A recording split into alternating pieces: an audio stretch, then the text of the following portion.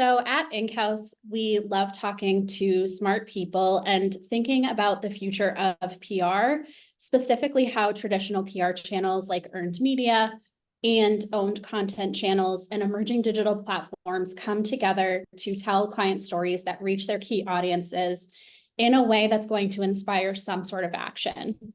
I know when we work with clients like you, we like to approach work with these innovative clients with an integrated mindset that looks holistically at where your communications are today, the channels that are working, who you're trying to reach, and aligning that with your business goals.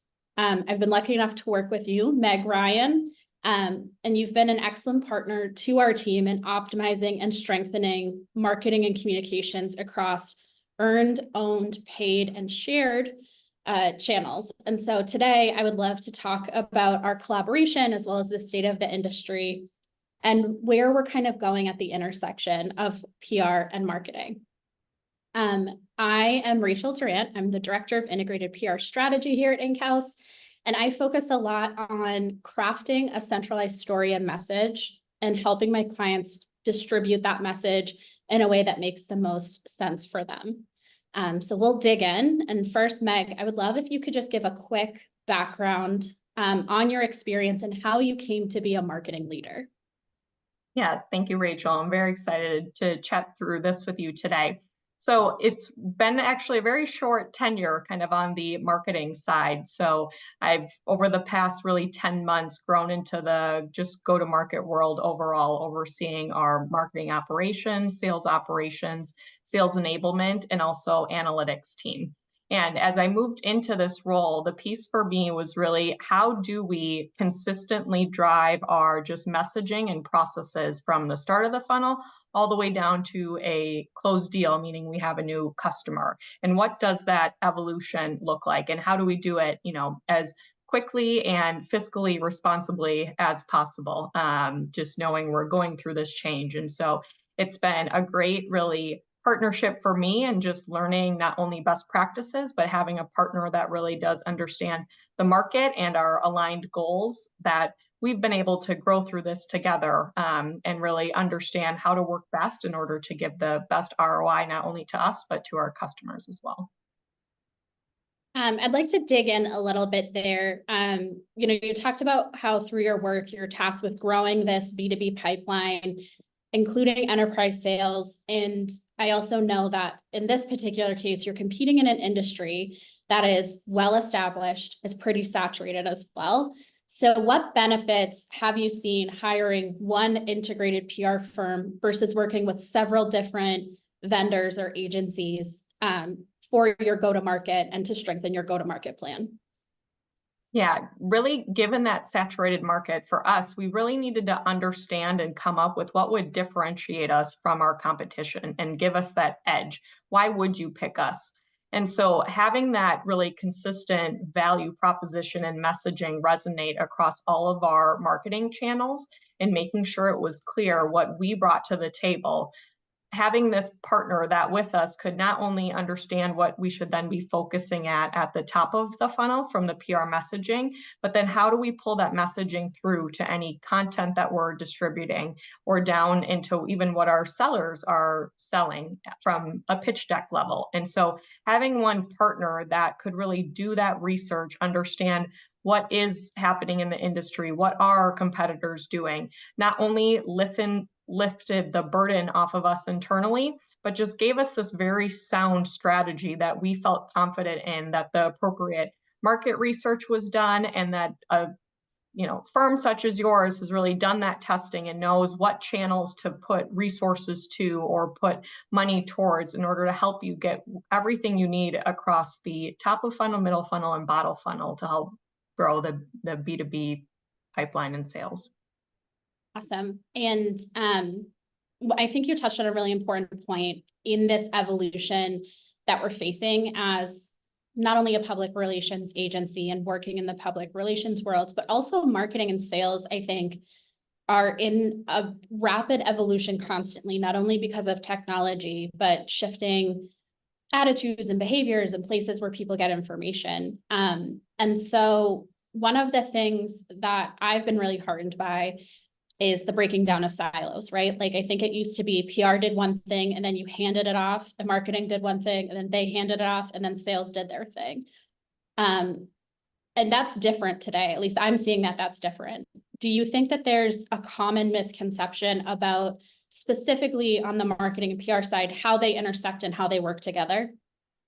Yes, I do. And I do think to your point of that PR is so upfront, it's very thought leadership. It's not something that people are buying necessarily, is the misconception. Because I do think what we've found to be very successful is taking what we are doing from a thought leadership perspective or driving from the PR side, and what are those, industry expertise we may be talking on, and pulling it into then how we as a company are, growing and expanding, or trying to evolve those, new technologies into our product, that then gives our sellers something to talk about and go, show our customers that we are thought leaders and thinking through what's coming next and evolving our products. And there's a strong partnership that I think you do have to bring through all of that messaging that ties it together.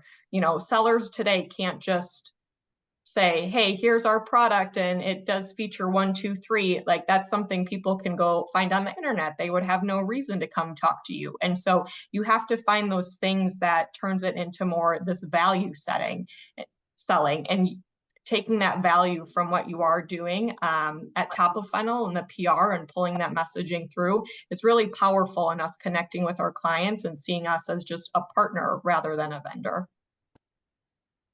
Absolutely. And we face obviously a similar, I would say a similar set of challenges in, we don't want to be just a vendor, because then it commoditizes kind of what we're doing.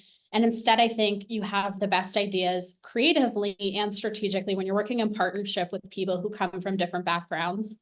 I know that your traditional background is more on the finance operations type side. And so as a numbers person, I'd love to get your take on why it's a good idea to combine that centralized messaging that you were talking about, pulling that story through all of your marketing channels, and utilizing data to understand, performance, or where you're going or where you want to go. Yeah, I love this question because using data to me is the most important. Data doesn't lie. I always find it funny at the end of the year, when people see their top 5 or top 10 in Spotify and are kind of surprised by it. And it's kind of like, but why, right? All they did was count how many times you listened to the song or artist. And so getting back to, using that data, it's going to tell you where you are seeing results. So taking all of that and understanding, what messaging was giving you the most impressions or clicks or leads, or, what strategy was giving you the most impression, clicks, or leads. Were you seeing it on the digital side or on the PR side, or did you do A/B testing between the two? And is there certain messaging that's resonating better on one versus the other, that you can then take that and evolve it across your other channels or platforms just to give you the largest ROI? Right? There's so much power that we can get from the data, and it's one of the greatest things that I've found in this partnership with Inkhouse is that you guys have really distilled down into the most granular level of detail for us to understand what's performing or not performing, and then being able to pivot from that when we are things that aren't performing, and then reallocating our resources or dollars to what is performing to get us the most leads to our sales team, which is what they want to see at the end of the day.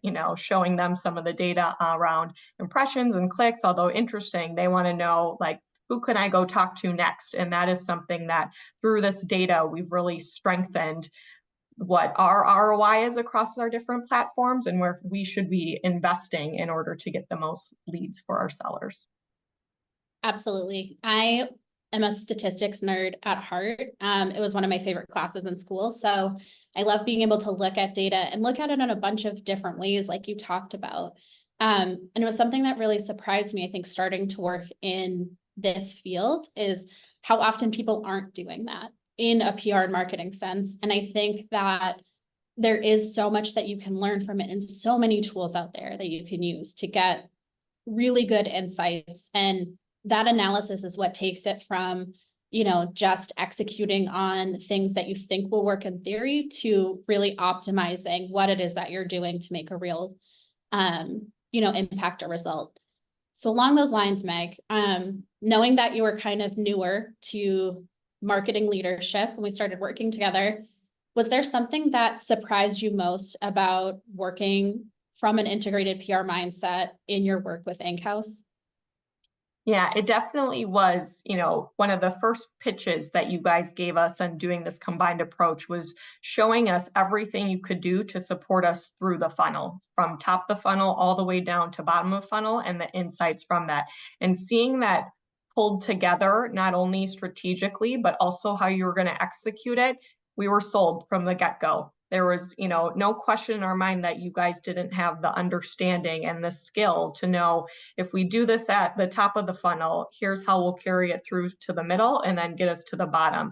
And you ensured us you understood the different channels by which you could do that and how you would use those channels together to help our overall marketing program. Something that with us even being limited internally in some of these resources, we didn't necessarily even have the expertise to pull it together, let alone do the execution. And so having a partner that could do all of that for us really lessened the burden on us internally from even just the amount of time to put together a strategy, but then also the number of resources that we would have needed to execute across each of those channels as well. That is my favorite type of partnership, is when we can be an extended part of your team, helping to fill in places where you need support, and working together really strategically to find what are the opportunities that maybe you're not capitalizing on, or you had capitalized on but need a little bit of a refresh. And so I've loved working together. And on a more personal note, as someone who's thinking eventually about starting a family, I know that you're a mom with young kids and somehow you do it all.